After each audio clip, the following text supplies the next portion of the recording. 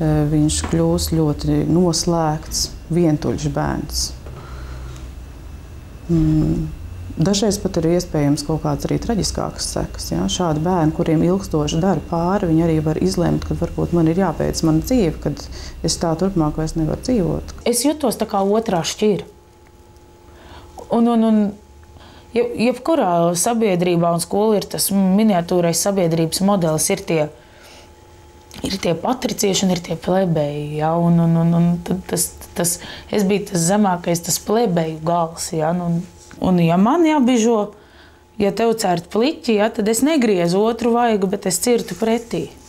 Un tāpēc arī tas viss tā aura, ja, ka tu nokavē stundu, tāpēc, ka tu esi kāvusies, ja, ar kādu, ja, tas viss tā vilkās līdzi un veidoja to tēlu, kāda es biju. Ja. Bet kavēju stundu, tāpēc, ka es kāvos, tāpēc, ka tas čalis pirmais sita man un apsaukāja par resno govi, bet nevienā brīdī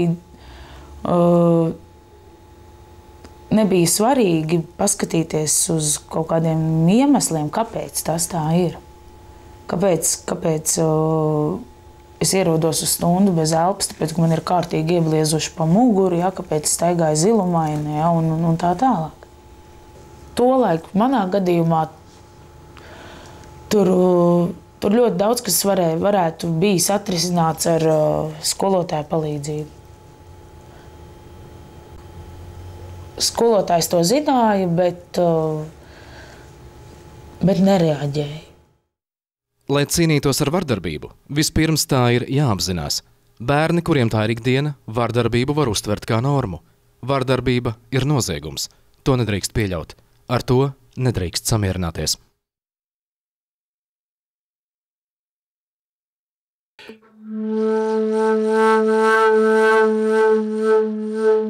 Kā cīnīties ar vardarbību? Kā var apturēt vardarbību? Skolā neviens nedrīkst būt vienaldzīgs no skolotājiem. Bet, ja tu neaizrādi par to un tu necīnies par vienoto lietu, tas nozīmē, ka viņš uz tevi nereaģēs. Un ka tam ir jābūt tādam kopdarbam, ka visi kopā, ja par to redz un to cīnās, un tad to var kaut ko izdarīt. Tikai kopā var kaut ko izdarīt. Nevar viens atnākt un viss sagriezt otrādā. Ja tu saskaries ar vardarbību, runā par to, izstāsti par to vecākiem un skolotājiem. Emocionālā un fiziskā vardarbība parasti notiek aiz pieaugušo muguras. Daudzos gadījumos skolotāji par upura ciešanām nezina. Ja vienaudži upuri neaizstāv, tieši skolotāju iejaukšanās var apturēt vardarbību. Tādēļ ir tik svarīgi neklusēt par vardarbību. Runā, ja tā skar tevi vai citus bērnus. Ja pāri darītāju neaptur, viņam liksies, ka viņš rīkojas normāli. Ja viņš paliks nesodīts, vardarbība turpināsies. Skolotājiem jārunā ar vainīgo un jāaptur vardarbība. Kamēr bērns neapzināsies vispār, viņš var pateikt, jā, piedodiet, es darīju slikti, bet neviens bērns jau nav slikts pēc savas būtības. Kāpēc viņš tā rīkojas, viņš dažkārt pat nevar atbildēt uz šo jautājumu, jo cēlonis jau ir pilnīgi kaut kur citur. Kāds ir vardarbības cēlonis? Uz šo jautājumu bērns pats nespēja atbildēt. Tādēļ Teikas vidusskolā izveidota atbalsta personāla komanda. Psihologs, sociālais darbinieks, sociālais pedagogs un, ja vajadzīgs, mediķi. Visi kopā ar bērnu meklē problēmas cēloni un strādā ar to. Skolā ir sava politika, kā rīkoties vardarbības gadījumos. To kopā veido skolēni un skolotāji. Spēcīgāko metodi viņi atrada, mēģinot risināt vienaudžu domstarpības 7. klasē. Izrādījās, labākais risinājums ir bērnu saruna vienam ar otru. Pusauģi daudz vairāk ieklausās citu jauniešu domās, nevis pieaugušo moralizēšanā. Vienas klases zēnu kolektīvi ir 2 izteikti līderi, Andris un Gafls, kas bieži terorizē pārējos klases biedrus, sevišķi zēnus. Man ir atkal jautājums, kā tas, piemēram, ietekmē mācību procesu. Piemēram, kad ir šādi 2 izteikti līderi, vai ne? Un, skaidri redzams, ka viņi ir negatīvie līderi.